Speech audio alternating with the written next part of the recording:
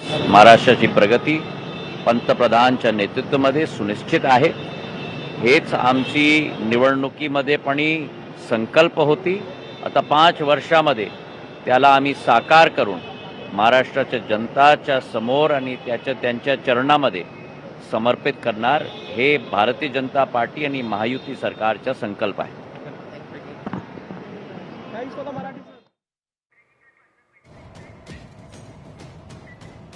तर शपथविधीनंतर आलेल्या प्रतिक्रिया सुद्धा आपण बघतोय.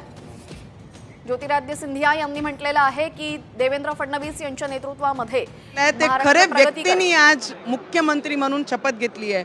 तर मला वाटतं की याच्यापेक्षा मोठं स्वप्न आमचं होऊच शकत नाही. सगळं भगवमय वातावरण सगळं पाहायला मिळालं, मात्र ज्या तुम्हाला जेलमध्ये जावं लागलं होतं याच भगव्या कारणास्तव कसं बघता याकडे? पण मला असं वाटतं आता माझे महाराष्ट्रामध्ये रामजीच्या नावाने कोणी जेलात कोणाला टाकणार नाही.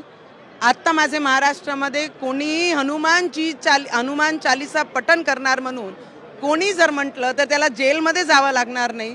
तर माझे महाराष्ट्राची जी पवित्रता होती ते मला वाटते छत्रपती शिवाजी महाराजांच्या नावाने गजरानी आज इथे पूर्ण पेंडॉलमध्ये जय जयकार होत होती आणि मला वाटतं त्याची खरी सुरुवात आज सुरू झाली आहे. महाराष्ट्र वेगाने पुढे जाणार आहे अशा पद्धतीच्या ह्या जाहिराती सगळ्या पाहायला मिळाल्यात. आज कसं बघता, या कशा वेगाने पुढे जाणार आहे? 100% डबल इंजिन सरकार आहे आणि आमची सरकारने 2014 ते 19 पर्यंत जे आमचे आमचे CM साहेब देवेंद्र फडणवीसजींनी जे करून दाखवलं होतं, तर मला वाटते त्या भरोश्यावर आज इन्फ्रास्ट्रक्चर येणाऱ्या काळामध्ये झपाट्याने आणि जय जयकार महाराष्ट्राचं होणारच आहे.